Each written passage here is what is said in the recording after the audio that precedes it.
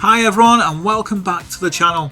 This is the most requested car by you and it's a 700 pp build for the Lancia Delta Integrale HF. Absolute stunning car and one of my childhood favourites. I think this is going to be one of the cars you're going to want to have in your armoury to take on any challenge thrown up, whether it's a weekly challenge, 700 pp or even that money grind at LeMan. So get your Delta, follow me to the tuning shop, and let's get this build underway. So now we're at the tuning shop, here's the nice little shopping list you're going to need to make this one of the best four-wheel drive and underrated cars, not only at Le Mans but any other race you decide to throw it into. Especially those cross rally races, I did it on there with the dirt tyres, phenomenal. Okay, let's get into it. Sports. Weight reduction stage 1. Ignore the other tyres because they're for a different project. Club sports. You want bore up, high lift camshaft, weight reduction stage 2, power restrictor and a ballast. Semi racing. You want a racing crankshaft, fully customizable computer, high RPM turbocharger, fully customizable LSD, weight reduction stage 3 and increase the body rigidity. Under racing you want stroke up, engine balance tuning, polish ports, anti-lag system, racing intercooler, racing air filter, racing silencer, racing exhaust manifold, racing brake kit with the slotted discs. Make sure you got your pads to go with it, brake balance controller, your fully customizable suspension, racing clutch and flywheel, your torque vector and center differential, fully customizable racing transmission, a set of racing hard tyres, medium and soft, because you can have either one, so you pick what you think is going to be best. I went for the softs because I thought that would be great on this car. It's entirely up to you, but I'd pick all three with what the events that can go in. Under extreme, I added a carbon ceramic brake kit because I wanted to give that a go. I would recommend that if you feel the stopping power of the slotted discs isn't good enough for you and your driving style. Under extreme, get those intermediate tyres, and ultimate, bore up S, titanium connecting rod and pistons and carbon propeller shaft. Let's get to GT Auto and get this finished. GT Auto, car maintenance and service is the first stop of the day. Here we go. So first thing you want to do is get that wide body installed. Now as you can see, there's an engine swap available and I do have a build coming up later on to do with that. For this now, we just need to get the wide body installed and go back to car customization. So car customization, there we go. So the first thing I did was I chose a set of wheels. And as you can see, I went for these ones. Look at those. The Oz Racing Super Turismo. So I went for the LM edition ones of those. And when you click on them, you just keep your 15-inch standard rims. Rim width, wide, offset, wide. Okay, make sure that's the setting that you've got on there. Get those installed. Now once they're installed, go to custom parts. And at the front, you want type B. Side, type A. The rear, type A. Look at that lovely diffuser. Brilliant. Rear wing, type A. Type B, it didn't cut it for me. Type A was the one I wanted. You could use type B if you feel that's a design that you'd like to go for, but I thought type A was the one I wanted, so either type A or B, but for me I'd recommend type A. Racing items, pick whichever ones you want and then go to roll cage and get roll cage type C. Okay, now you've done that, go to other and you can do your light bulb, number plate, caliper colour. So if you're like me and you love these liveries, go to load style and you go to content search. Content search again, you can see there's 90 pages of these Delta Integrale HF Evolution 91s. So you can see most of the popular ones seem to be Martini, Repsol, there's quite a few of those, and there's lots of other designs and things that people have loved to just share really, because this community that we've built for Gran Turismo and the livery design is absolutely phenomenal. Now for me, I decided to add mine to my collection, and as you can see there, open details, it's the Alitalia is the design I went for because that's the one I remember when I was a kid. and this was done by Black Sun. So Ivory_Hoop1, they're the ones who've designed this, and like me, hit a like, add it to your collection so you know where it is, you're not searching through all 90 pages to find it, and leave a comment, which is what I'm going to do now. And once I've done that, we can head back to the garage, get on the setting sheet, and we'll get this tuned and fettled ready, not only for Le Mans but for any 700pp race thrown at this car. And here we are on the setting sheet. You can see the performance points is 699.99. Couldn't get closer if I tried. So pushing 460 brake horsepower and just over a ton of weight. This car is brilliant. It handles so well and nimble, and you just need to make sure that you adjust a couple of things to your driving style, which I will go through with you now as well while we run through that tuning setup, because I know a lot of people don't do that, and it's something that I want to do to make sure that if you have a different style to someone else, you can try and work out how to adjust these settings. And I will be doing a tutorial on how to actually tune a car on the setting sheet to help everyone. So that will be dropping on the channel soon, so please join me for that. But for now, let's get back into the 700pp build. Now it does say Le Mans at the top, but ignore it. It is for any track. I've tried it on a variety and it is absolutely brilliant and very performant. So, like I said, I chose the racing soft tyres. Choose what you want. Hard, medium, soft, it doesn't change it. You're still going to win. Okay, racing soft tyres. So, body height adjustments, 130 at the front, 150 at the rear. Anti-roll bar, 6 at the front and 10 at the rear. Your damper ratio compression, 32 at the front and 35 at the rear. And your damper ratio expansion, 45 at the front and 40 at the rear. Now your natural frequency, you want 2.5 front and rear. And your negative camber angle, 3 front and rear. Now your toe angle, only the front gets changed. So it's a toe in of 0.1. Okay. Now, here's where you make the differences to help you with your driving style. So initial torque, I've done 10 front and rear. Acceleration sensitivity, 20 front and rear. Braking sensitivity, 15 at the front and 20 at the rear. That's because I like my cars to brake more from the rear. It's just how I prefer my driving style to be. Some people prefer that load, that brake and load, to shift onto the front of the car, because that's how you can control it and handle it better. So just adjust that accordingly. Now acceleration sensitivity, this is a 4-wheel drive car. So it means that front and rear wheels, when you put your foot down, they're both going to do the same thing. Now you can adjust that with the torque distribution at the bottom. You can also adjust it here. So if you want more power at the rear, crank it up. If you want more power here, crank that up. Same again, if you want less, lower it down. If you're struggling, the car's spinning out, lower them down, okay? Because understeer, oversteer, that's how it's controlled using the acceleration sensitivity.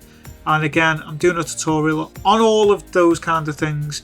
I'm not going to delve too much into it now and what the specifics are of each one. I will be doing that in another video. And it's the same with the initial torque as well, okay? So bearing all that in mind, everyone will have their own views and they'll all leave comments. The same as I've had with the ECU adjustable output and the power restrictor. It's fine. I've done all of these tunes with a balance. Please don't panic, don't worry. I'm not an idiot, as you can see by the success of previous builds, okay? So trust me, this one will work fine. Right, let's get back into it. Aerodynamics, front 117, rear 100, and then the ECU and performance adjustments, crank them up to 100, and you don't need any ballast or ballast positioning. Now, fully customizable racing transmission, you want the adjusted top speed to be 320 if it isn't already, manual adjustment, and let's make these changes. First gear 1.952, second gear 1.385, third gear 1.103, fourth gear 0.864 and fifth gear 0.678. Final drive to 4.411, revving over 8,000 RPM. Okay, brilliant car, love making it, and don't forget these changes. You can see everything else installed there. High RPM, anti-lag system, and set the anti-lag system to strong. Okay, makes a massive difference. So now we've done that, here's a quick tour of LeMan with a shocking discovery about this car, which I didn't expect. You know, considering everything we've done to it, all those changes that we've made, and it still does something like this, which shocks me, and it's another reason why I love this car and I love this game. So stick with me for that. Top right of your screen you'll see there's another card if you want to see a different type of video, and I will see you next time. So here we go at LeMan. So first thing, get that power all the way to lean on the bottom right. Get that to power output 6, fuel map 6. That's going to mean you're going to get at least 3 laps from this amazing Delta HF Integrale from 1991. You can see them on the racing soft tyres as we've just gone through the setting sheet, and quite quickly you end up catching everyone, even that Lamborghini and Porsche that usually cause some problems further around this corner. One thing I would recommend is definitely try trail braking. That's going to help you get more out of the car, especially on all the different variety of tracks that you use. And this car will just power down the side of everyone, as you'll see now, as it just very quickly wants to gain as much speed as possible and get to the front of the pack. 25 minutes left, already 6 seconds to port here, and we've just started on the Mulsanne straight. This car doesn't need any introduction to anyone that knows about this car. Yes, it's from 91, but wow, it is a powerhouse. Any event you put this car in, I am sure you're going to win, because the setup that is on this car now is one that is made to make sure you finish first. So trail braking is a must, so definitely make sure you get used to doing things like that. I will be doing a video on methods of driving, so don't worry, that'll drop on the channel shortly. And you can see on the bottom right hand screen, laps remaining is 2.1. So already this car is showing how durable it is, how fantastic it is at gaining speed. You can see how quickly it's revving up there in 4th gear. And the stop and power of this thing, again, it's just phenomenal all-rounder. What a car. What I'll do, I'll move this on to lap 3 and we'll see what happens when we come to the end of needing to fuel. And you can see now just 18 minutes left, and already you can see the weather radar is showing the light blue stuff. Now don't forget, you can drive slick tyres on that light blue stuff, and don't panic. And depending on what type of driver you are, you can even do it on the dark blue stuff. It just comes down to how you drive, what your style is, and how good your control of the car is as well.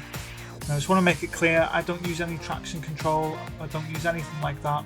The ABS is on, but it's set to weak. And that's because if you try and drive with it off, it is near impossible. So I'll also be dropping a video on that as well, because it was asked questions, so you will see that popping up as well. But for now, 0.5 laps remaining. Let's get in, let's get some fuel, and let's get some tyres. What tyres would you put on in this situation then? That's right, you guessed it, straight back onto some racing soft tyres. So don't forget, it's very important that you are watching that weather radar. So not only have you got to watch your fuel, there is a lot of admin that you need to do while you're racing. And don't forget, it's just as much about racing and keeping the car on track as much as it is about your strategy and how you approach each race. So you can see this car's already got a lot of mileage on it, just under 53,000 miles. And you can also see that making sure that you're managing things like that throughout your racing journey means that you are going to be far better when it comes to different races. So I've done a lot of mileage in this car, I've done a lot of races in this car, and you can see I know what is going to happen, when I need to pit, what it's going to do, how I need to turn in. So make sure if you're going to get used to driving one car, you thoroughly take it in and you make sure you know your strategy, what you're going to do, how it's going to play out, when you need to pit. Keep an eye on the weather radar, the fuel map. There is a lot to contend with. It's not just about hitting the loud pedal and hoping for the best. So just over 12 minutes left, this car's smashing it. We're already 44 seconds ahead of Butts here. Car is handling well, doing great, tyres are great. What on earth could go wrong? Well, let me tell you this. So as I come round this last little corner, I don't know what I was thinking. I cut the corner, see how small that was? Get a half a second penalty now, and that's because the orange sausage curb on the right, I didn't leave enough wheel over onto the track side, onto the yellow and blue curb. So unfortunately that got me a half a second penalty. Fully deserved, you know, hold my hands up, that's down to me. But just make sure that you know your track limits as well. Again, adding that into your mindset when you're racing. What are the track limits? What's the weather like? How much fuel's remaining? How's the tyre wear on the car? Like I say, there is an awful lot to contend with. So let's move this on to the end of lap 6 and see what happened. 4 minutes remaining and I need to come in and pit. Now I haven't got enough time to wait like some people would, and I'll be honest, I wouldn't do it. I've had enough of waiting and things like that. I've done it in a video before and I begrudge doing it, and I won't be doing it again. So in, pit, out, and just nail it round to come through for the win. And that's exactly what we got. Look at that, nearly 2 minutes ahead of Portia, already come around the last 2 little chicanes, and that's it. An easy win from a fantastic car that you can build, and it's literally buttons when you think of what the car costs from the used car garage, how much you put into it, and look at the benefits you get out. And that's another 825,000 credits in the bank from another 700 pp build from the Overtake GT. So don't forget, these builds are great for your weekly challenges as well as the usual money races. Please let me know in the comments below what you think of this one. If you haven't already, hit that subscribe button so you don't miss any of these amazing builds in the future. And if you have a car you want to see built specifically for a race, please let me know in the comments below.